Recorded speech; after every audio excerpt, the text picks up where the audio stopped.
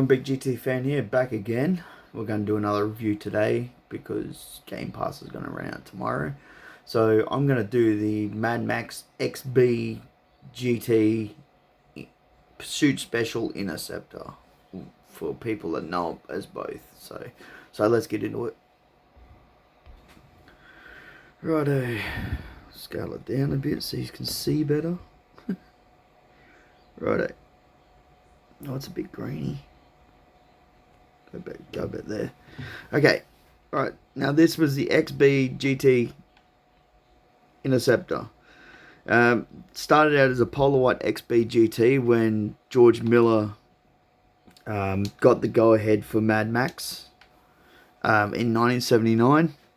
So it was a Polar White XB, and then they sent it to Murray Smith and a few other people to put all the scoops and the spoilers and everything on it, and that's how, and the black paint job. But I've done the matte black paint job, and all the supercharger and everything for the movie, where the supercharger didn't really work. It was actually hollowed out and put on when then I think it was a washing machine motor or the alternator, the air conditioning pump. I think it was the air conditioning pump they actually put it onto. So when they hit the switch, it would come on and then off, sort of thing, because yeah, you can't run it all the time. But had a 351 Cleveland, nothing special, it was just all GT spec. It had for the movie, it actually had, I've actually got the wheel off one of these cars. It didn't have the GT wheel. They put a Max Rob SAS steering wheel on there. It had on the gear lever, it actually had the toggle, or the switch for the supercharger to go on and off. Had the squawk box up here. So up there it had the squawk box with the PA and everything in there with the box. It had the said it sucked nitrous, but we all know that it was just that was just for a synthetic thing. So really, yeah, it was just the XB. But then after Mad Max was finished, they took the supercharger off. They took it had different front end. To me, I reckon they should have left the XB front end on there, but you know, they went with the Monza front end, and that's how we know it today. But to me personally, I reckon they should have just left the XB front end, because the XB front end is the best. To me, it actually looks way better. So what they did is, when they put that Monza nose cone on, they reinforced it, put XC headlights in there, and the bumper bar was actually so low that in number 2, if you see at the Road Warrior, they actually redone that because the front end was so low on the card. So in Mad Max 2 they redone it, and if you look at the supercharger in number 2, it's actually different, because when I was reading a book about the Interceptor and the cars that went to, like, after the filming was done. Well, this car was to be sold off, so they took the supercharger hat off it, and it went missing. And then years later, in I think it was Australian Muscle Car Magazine 50, it actually resurfaced. So someone actually owns the actual Scott hat, the actual supercharger Scott hat off this car. So it survives. But in number 2, yeah, they recommissioned the car for the Road Warrior 2 after Mad Max was finished. The wheels, these wheels here, I couldn't, right, they were painted black, But the chrome wheels, because I like the chrome wheels better on here. But the chrome wheels, if you look at Mad Max, if you look at Max's yellow Interceptor, well, that car was supposed to have these wheels on there. That car was actually that had these wheels on there, but these wheels were destined for this car, the chrome wheels. But they said no, it looked off. Like George Miller didn't like it, so what he did is he opted for the black, and then they put the chrome wheels onto Max's yellow car. So, and after then, I think I'm pretty sure after then we're filming wrapped with number 2, the hero car. So the hero car was one you saw with all the up the close-up shots and stuff. The other car was actually a Fairmont automatic. That was the one they rolled and smashed. That car actually survives as well, the wreckage. So after filming wrap, this car went to because they couldn't sell it after the first movie when they bought it back, then they had to sell it again. So it went to a wrecking yard, and it was in a wrecking yard for a number of years. And then Paul Faseco, he saw it. He was a collector. He was a British collector, and he wanted the car. So he bought the car off the wrecking yard, and then he restored it. So for number 2, they had, they cut the back seal out, the back parcel shelf out, and that's when they put the two big tanks on it and whatever.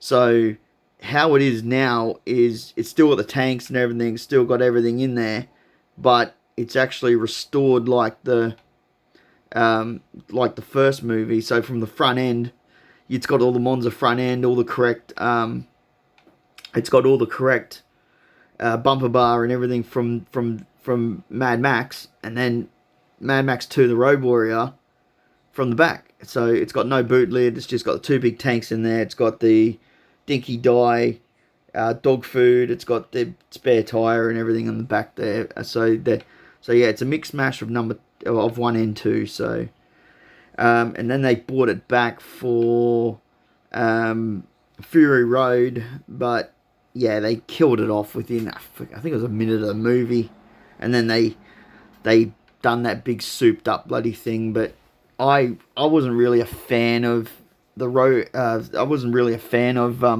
Fury Road. It concentrated more on monster trucks and bloody everything else. It didn't really have any. Like the XB was probably the most. Then the souped up monster truck XB was sort of this point of that movie, but I didn't really get into that movie. I liked the 2 originals.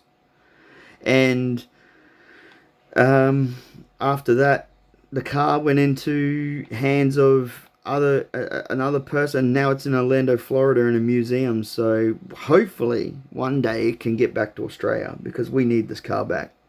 So, but what else can I tell you about? But yeah, it was a genuine GT Falcon. It was purchased for, I think it was like $12,000, and then that was before they started modifying it. They put the roof spoiler on there, which you can't do on here. They put the rear spoiler, the guards. They put flare guards. They done the flares off the. They done flares off. I think it was off the van, the XC Condor van. I think that's what they went with, and then they went with the nose off the Condor van, the XC Condor van concept. So anyway, well, let's get into it and let's take it for a spin. And I'll get into here, get into there. Let's take it for a drive. There it is, out there. I'll turn it up a bit.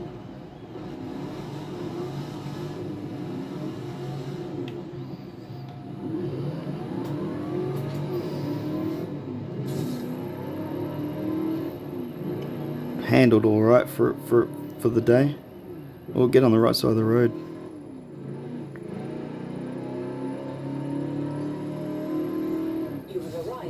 See, not bad for an XB. Handled alright. So,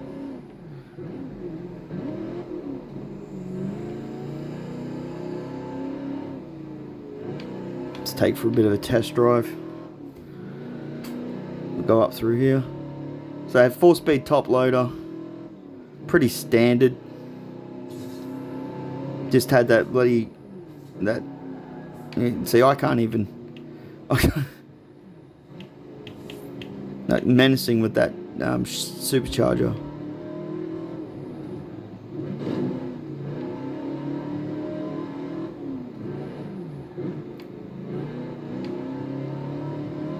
You know, flicker switch. I wish in this game you could actually have that function, or they should actually make another Mad Max game going from the first movie, not Fury Road, like they did, like Knocked Out in the Wasteland, like the first movie, and I'd be hooked on it. So let's try and get out in the open road. Oh crap! Just bent it. There we go.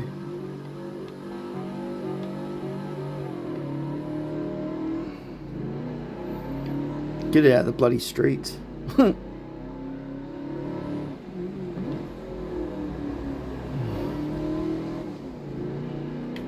anyway. I'll put it here. Oh, that's the electric windows in this one. But didn't have electric windows. But anyway, that's it in all its glory. I smashed it a bit, but anyway. But yeah, but that's my take on the Mad Max XB hardtop. Everyone loves the XB. I do. I actually like the XB, but pity the engine was actually bridled in this GT. You know, it wasn't angry like the XA or the XB or the XA or the XY. And after the GTHO XA GTHO thing finished, well, you know, we couldn't have high performance cars then. We were tamed, and then the Mustang was bred back in. So yeah, we lost it in 1976. But the XB was actually the longest running GT in production for 3 years. So yeah, but I reckon, to me, I've had a soft spot for the XB. But anyway, that's my review on the Mad Max Interceptor. Yeah, I hope you enjoyed it, and yeah, I shall get back to you later with another one. Big GT fan out.